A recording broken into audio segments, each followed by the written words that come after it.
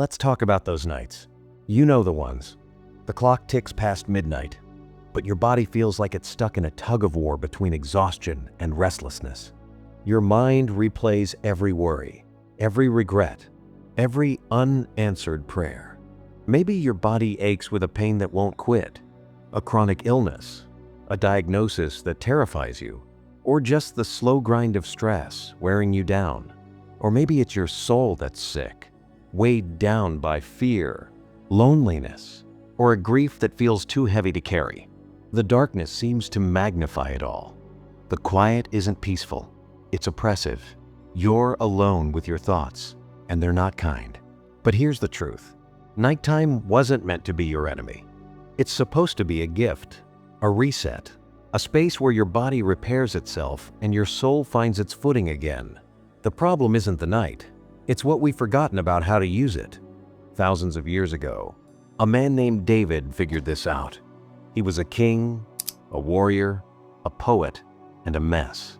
He made colossal mistakes, faced betrayal, and spent plenty of nights hiding in caves or crying out to God from his sickbed. But he didn't just survive those nights. He turned them into something holy. How? He wrote raw, honest prayers, psalms, that didn't just vent his pain but transformed it. These prayers weren't polite religious rituals. They were weapons, and they still work today. I've heard stories that sound like miracles. A woman with stage 4 cancer who slept with Psalm 91 playing softly in her room and woke up to shrinking tumors. A man crippled by anxiety who whispered Psalm 23 every night until his panic attacks vanished. A teenager battling depression who wrote Psalm 27 on her wall and slowly found her way back to hope. These aren't fairy tales. They're testimonies of people who discovered what David knew. The night isn't a curse. It's a hidden doorway to healing. But how? How do ancient words, scribbled by a flawed king 3,000 years ago, hold power to heal modern bodies and broken hearts? It's not about magic incantations. It's about covenant. When God says, "I am the Lord who heals you," Exodus 15:26, that's a promise etched into eternity. The Psalms are like love letters from Him, reminding us that healing isn't just possible, it's yours, even while you sleep. So let's dive in. Let's reclaim the night. Let's turn your darkest hours into a sanctuary where healing begins. Night terrifies us because it's brutally honest. There's no hiding in the dark. No deadlines to distract you, no small talk to numb the ache. It's just you, your thoughts, and God. David wrote about this in Psalm 6. "I am worn out from my groaning. All night long I flood my bed with weeping." Sound familiar? But here's what he knew. The same quiet that amplifies your pain can also amplify God's voice. In the Bible, night is where miracles happen. Jacob wrestled an angel until daybreak and walked away with a new name and a new destiny. Jesus prayed through the night before choosing his disciples, tapping into divine wisdom. Paul and Silas sang hymns at midnight in a prison cell, and the walls shook. Darkness isn't your enemy. It's a classroom, but we've forgotten how to use it. We scroll TikTok, binge Netflix, or swallow sleeping pills, anything to avoid the silence. Yet God designed night as a sanctuary. Psalm 4 verse 8 says, "In peace I will lie down and sleep, for you alone, Lord, make me dwell in safety." That word safety in Hebrew, bitash, doesn't just mean physical protection. It means emotional security, a deep, unshakable trust that God's got you even when your body or circumstances scream otherwise. Here's the key. Nighttime isn't just for sleeping. It's for surrendering, for letting go of the illusion that you're in control. When you lie down, you're saying, "God, I can't fix this. I can't heal myself. I'm handing it over to you."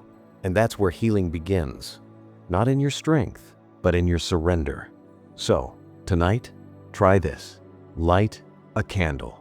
Open your Bible to the Psalms.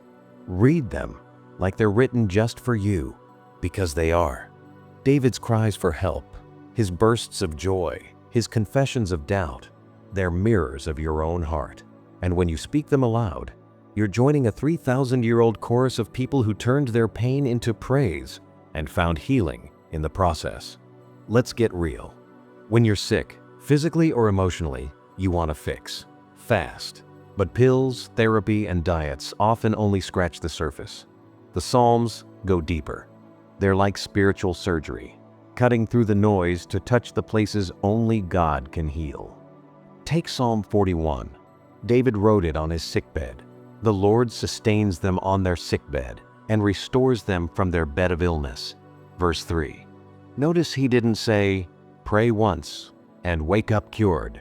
Healing is a process, and the Psalms meet you in the middle of it. They don't sugarcoat pain. Psalm 6 verses 2 and 3 wails, have mercy on me, Lord, for I am faint. Heal me, Lord, for my bones are in agony. My soul is in deep anguish. That's not a polite prayer. It's a gut punch. But here's the key. David didn't stop at despair. He always pivoted to hope. By the end of Psalm 6, he's declaring, the Lord has heard my cry for mercy. The Lord accepts my prayer. Verse 9. That shift from pain to promise is where healing begins. Science backs this up. Studies show that reciting hopeful words, like the Psalms, lowers cortisol, slows your heart rate, and even boosts immunity. But it's not just psychology. When you declare, He sent His word and healed them, Psalm 107 verse 20, you're tapping into something supernatural. God's words aren't just comforting, they're creative. They rearranged the stars, parted seas, and raised the dead. And they're still working today. So tonight, try this. Instead of doom scrolling or rehearsing your worries, pick a psalm, any psalm. Read it out loud, slowly, like you're savoring each word. Let it sink into your bones. Then sleep like it's already done. Because healing doesn't just happen in daylight. Sometimes it's the quiet hours, when you're too tired to fight, that God does His best work. You're probably thinking, okay, but how? How do I actually do this? Let's break it down. First, choose your psalm. If you're battling fear, try Psalm 91. You will not fear the terror of night. If your body is sick, Psalm 41 or 107. For a broken heart, Psalm 34. The Lord is close to the brokenhearted. Don't overthink it. Go with what resonates. Next, speak it aloud. There's power in hearing your own voice declare God's promises. Your ears need to hear it. Your spirit needs to believe it. David didn't whisper his prayers, he roared them. I cried out to God. Psalm 77 verse 1. There's something about verbalizing truth that silences the lies. Then pray it personally. Turn Psalm 30 verse 2 into your prayer. Lord, you healed David, heal me too.